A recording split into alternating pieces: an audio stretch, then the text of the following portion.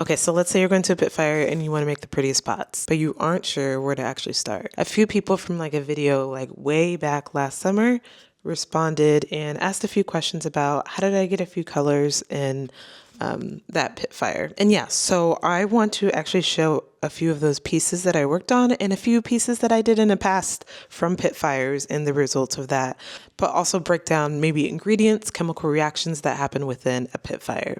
So let's do this. Hello, my name is Tova. If you're new here, welcome to the channel. Maybe it is Pitfire season. Maybe it's Raku season. I did just sign up for a Soda Fire workshop in the summer. So I've been doing Pitfires for a while now. That one was actually organized by a studio and it was in collaboration with another studio in San Francisco.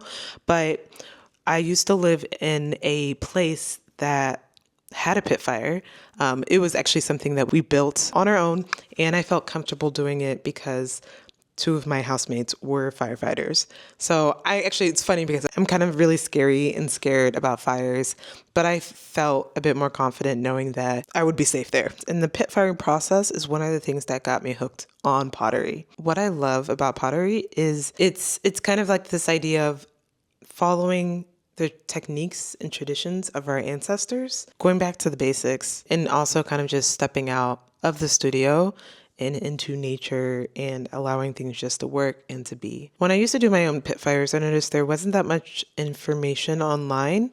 I had to kind of just test and experiment on my own. But I do think there is this value of experimenting and learning from your mistakes. I want to tell you, I want to help you with a few mistakes so you don't have to make them, especially as cough, cough, wearing a mask, because you don't want to turn up like my friend who had blue lips by the end of the day and she had a headache, which is kind of scary now when we think about it. Like, we were working with all of these different chemicals and we didn't know about any of the precautions. And after that, I was like, okay, now I know what the rules are, and this is something I do think is about playing safe. Okay, so I'm thinking about making this into 2 videos. One, because I feel like this can go on forever. The first one, let's just talk about colorants. Let's get it out the way of all the things that make it what it is. And then the second one I can break down, let's say if you want to do it on your own, or if you're going to one, making sure that you're doing it the right way of just the process of a Pitfire. So here it is. The main ingredients, honestly, you have a fire, you have your wood, sawdust, and if any chemical, maybe just copper carbonate. The copper carbonate gives you that reddish maroon color, which I think is very nice and applied to all of the Pitfires. The black that you kind of see is the oxidation that happens from the sawdust.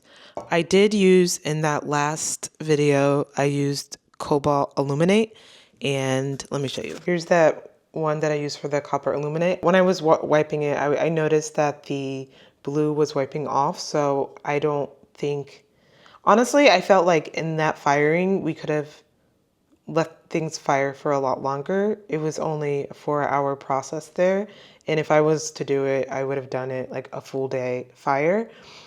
So the blues didn't actually stick, and I want the blues to stay, so I'm just leaving it as is. And this is just an object, a piece of artwork that should not be touched. But this one, I did end up putting a floor sealant on top of it, so it gives that nice shiny look, which I really love. And if you're asking about the holes, acknowledging that I know that things are going to break and that we can't use these pieces for actual functional dinner or food safe items, I placed holes at the bottom so I can make light fixtures. This one I didn't make because it wasn't exactly the way I wanted it. I feel like eventually I would do it, and then I have another one in the corner. Let me pull that one out. Ta-da! This is the light fixture that I use by my pottery wheel. It does have a crack, a stress crack on it, which is actually kind of nice when it lights up against the wall. But I put a normal light bulb in it. And I really like the way this looks. So the light shines up more. I would say this is like more, is this indirect? But it's kind of like a sconce in a way if you want to think about it. And again, it had a hole at the bottom. Oh, that's loud. I also made my pieces thicker because I didn't want them to break. And so if they were thicker, the logic was they would not break as much as a thin one. Let's go back real fast. As far as that blue, I was a bit hesitant on responding to that comment.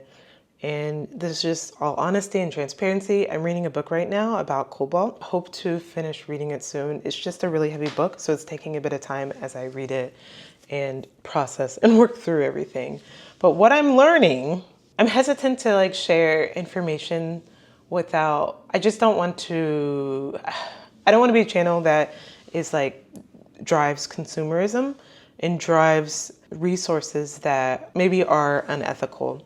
And cobalt, the process of cobalt and mining extraction, hold on. Actually, I wanted to get the book so I can get the facts right. It's called Cobalt Red, How the Blood of the Congo Powers Our Lives. It's an expose on the immense toll of the people and their environment in the Democratic Republic of Congo about cobalt mining. They're often just dug up by shovels by men, women, and children. And yes, I said it, children. So it's just like a heavy reality of the testimonies of the people in their lives. This particular family goes, every single person has a role, a job. They do 12 hours of labor. So at the end of the day, the woman helped each other to haul their 50 kilogram sacks about a kilometer to the front of the site where the negotiants purchased each from them for around 80 cents. So they were there for 12 hours. They had 50 kilograms. They got 80 cents for that whole day.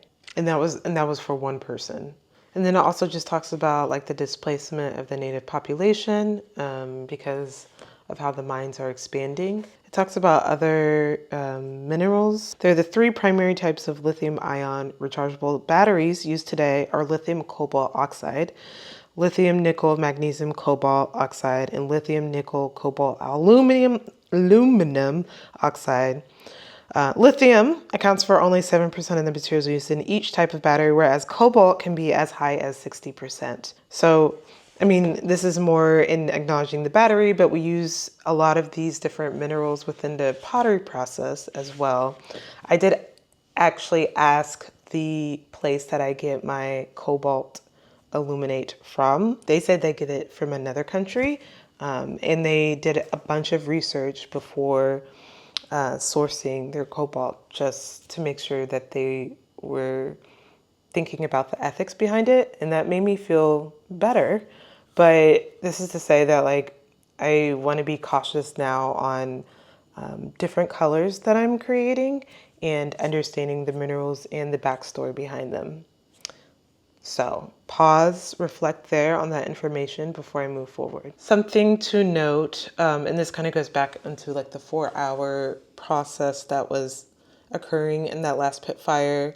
I like to do a full day, which means you start early in the morning, like 6 a.m., and it is still burning down by the end of the day, and you don't take your pots out until early the next day. So it's pretty much like you're camping wherever you go. The issue was with doing it on public property, like you have to wrap up by, I think it's sunset.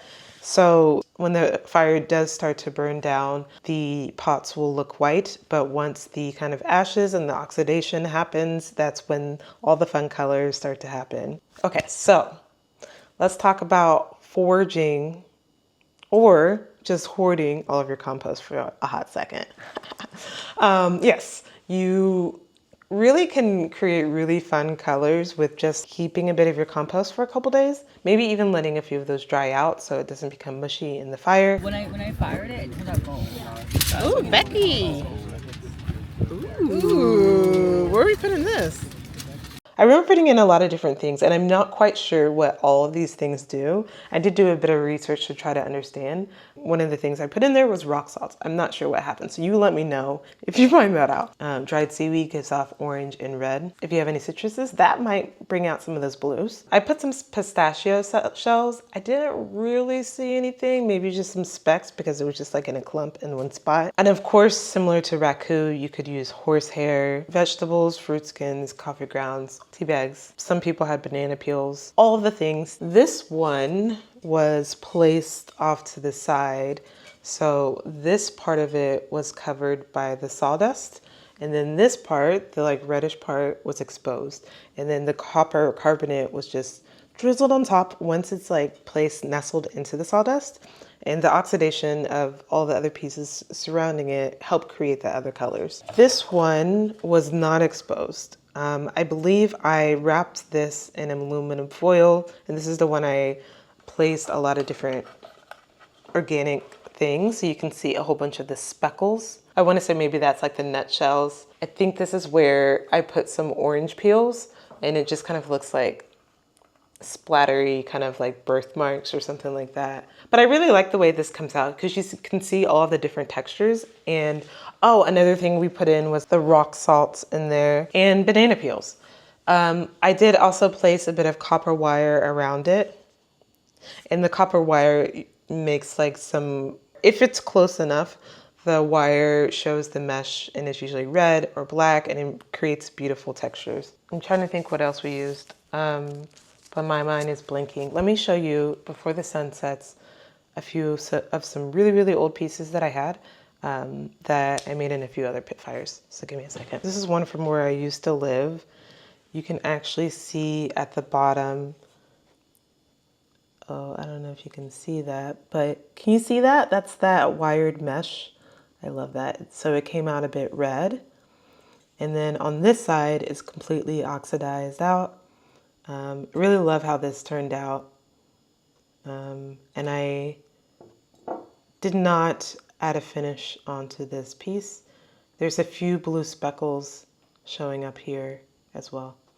And then this one, so back in the day, I didn't understand what copper carbonate was, so I didn't have that, but so this is more just like the blacks. It does have a stress crack in it, if you can see it. But I like how this turned out.